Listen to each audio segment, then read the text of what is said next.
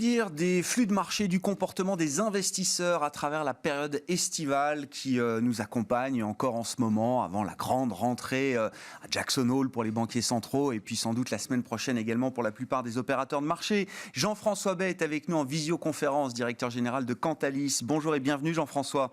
Oui, merci beaucoup d'être là. On vous retrouve chaque dernier vendredi du mois pour ce grand tableau de bord des marchés. On peut d'ailleurs peut-être regarder la période estivale dans son ensemble. C'est le point qu'on faisait fin juillet avec vos équipes, Jean-François. On est toujours dans l'idée que 2021 sera une année record en termes de collecte sur les fonds actions et sur les produits investis en actions, même si on note peut-être un peu plus de prudence depuis quelques mois. Oui, vous avez raison. Je pense qu'on restera sur un millésime 2021 qui sera exceptionnel pour l'industrie de la gestion en Europe et dans le monde aussi. À peu près 300 milliards de collectes nettes à fin août. Ça vous donne en annualisé plus de 400 milliards de collectes. On va battre le record de 2020, mais c'était beaucoup à l'époque sur des monétaires et on va se rapprocher du record de 2017. Bon, en tout cas, ça restera... Voilà, 2 à 3 fois ce qu'on avait communément l'habitude de voir sur l'industrie de la gestion. Donc ça reste un très bon millésime aussi en termes de mix produit, puisqu'on est beaucoup sur des fonds actions. Les 3/4 des flux en fait sont déversés sur des fonds actions.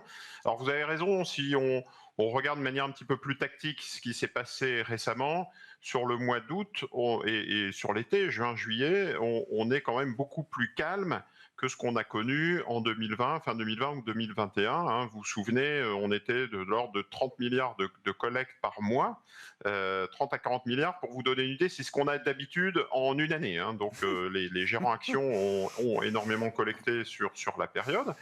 Et c'est cette fameuse grande rotation qu'on attendait tous. On sort un peu du monétaire et des taux et on est en tête potentiellement une hausse des taux et de l'inflation, et puis on rentre sur les actifs risqués, des actions. C'est ce qui s'est passé, ça se calme.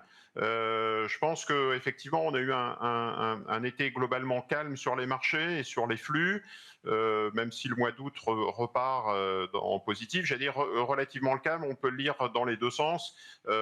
C'est beaucoup moins élevé que ce qu'on a connu sur le rythme de 2021, et c'est aussi pas de baisse. J'allais dire, c'est calme, tant mieux. Il n'y a pas eu de gros mouvements de sortie non plus.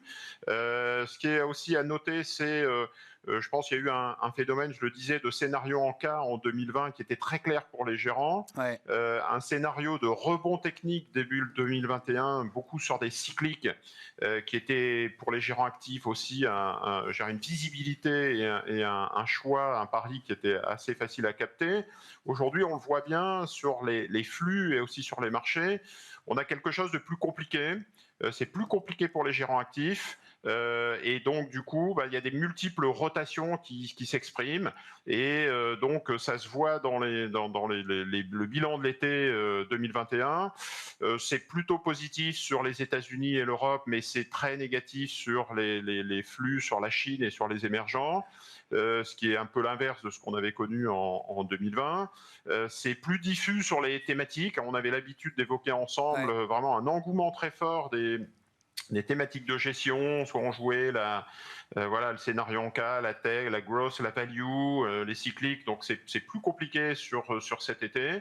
On a des investisseurs qui privilégient des fonds blend, comme on dit, donc des fonds plus diversifiés. On va chercher des produits tout terrain, c'est ce qu'il faut comprendre, Jean-François. Produits tout terrain, 4/4, et puis c'est moins des investisseurs qui se dirigent moins vers les gérants actifs, plus sur les ETF. D'accord. En se disant, voilà, je vais jouer les indices. Visiblement, c'est le contexte un peu compliqué, donc je vais plutôt me tourner vers des indices pour essayer de me laisser porter par la hausse s'il y a une hausse, parce que de toute façon, visiblement, la baisse, les banques centrales et les États sont là pour empêcher tout niveau de risque. Vous avez vu le niveau de VIX, cette volatilité qui est historiquement très faible, donc ils se disent, bon tiens, finalement, revenons sur les États-Unis, revenons sur les ETF. C'était ma question, Jean-François, effectivement, oui. Comment vous analysez cette situation? Bon, la collecte se calme un peu, on va chercher des produits un peu plus tout tout-terrain, on prend moins de paris thématiques par exemple.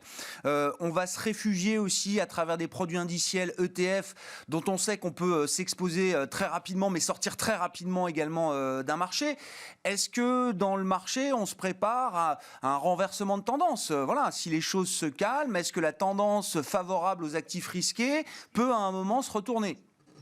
Oui, alors d'un côté, vous avez raison, on peut se dire que le scénario TINA n'a jamais été aussi prégnant. There is no alternative.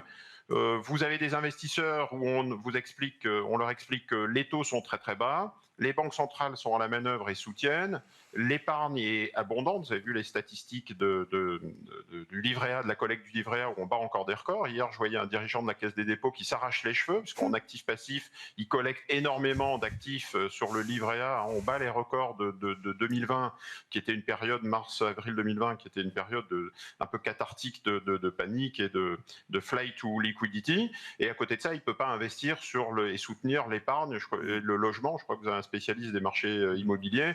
Voilà, les mairies et l'écologie pèsent sur la libération de terrain et la construction de logements. Donc aujourd'hui, vous avez plus globalement des investisseurs qui ont énormément d'épargne, qui voient en plus l'inflation pointer le bout de son nez, qui voient que les résultats des entreprises sont pas trop décevants. Donc ça donne des flux et un soutien au marché, quoi qu'il en coûte, j'allais dire, de manière assez régulière, même si ça s'est calmé cet été. Mais à côté de ça, vous avez des investisseurs et des marchés qui ont moins de visibilité, parce qu'on vous parle d'inquiétude des variants, parce qu'on vous parle d'inquiétude sur le commerce mondial et la Chine, parce qu'on vous parle d'inflation, parce qu'on vous parle de la Fed et du tapering des banques centrales, ou en tout cas de la Fed.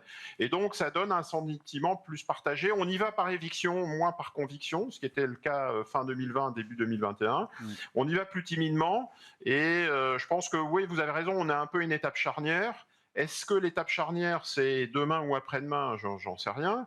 Mais en tout cas, je pense que les investisseurs commencent à se mettre en position de changement un peu de paradigme, de plus de marché, de discrimination, de sélection, de flexibilité par rapport à des mouvements qui étaient vraiment très techniques, très forts il y a quelques mois. Et là, le discours, j'allais dire, de la Fed, puisque les marchés directeurs, il ne faut pas se tromper, ça reste les marchés de taux, les discours des banques centrales et de la Fed est vraiment très très surveillé, et on voit bien qu'il y a une sorte de processus de lisibilité, de visibilité à donner au marché.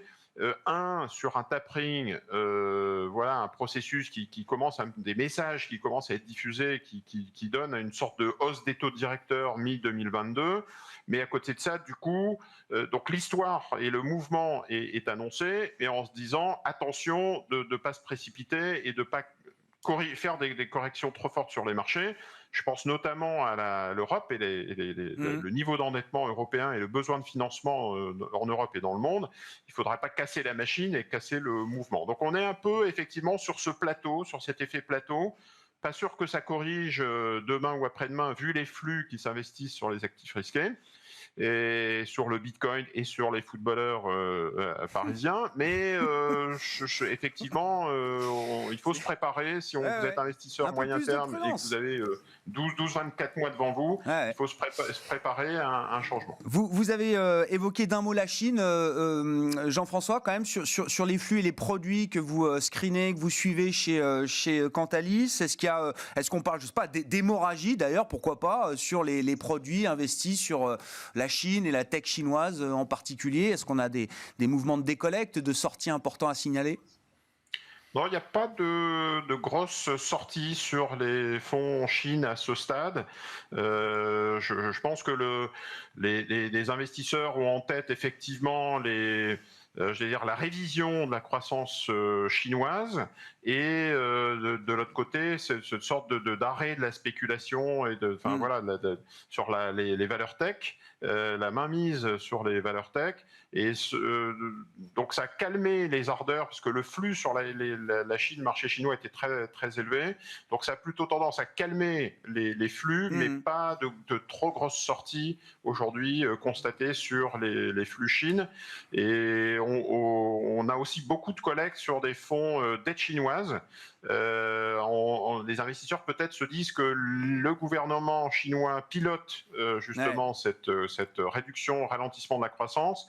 Et puis aussi, on a un yuan qui est potentiellement peut s'apprécier dans le contexte. Il est, selon certains, assez sous-évalué.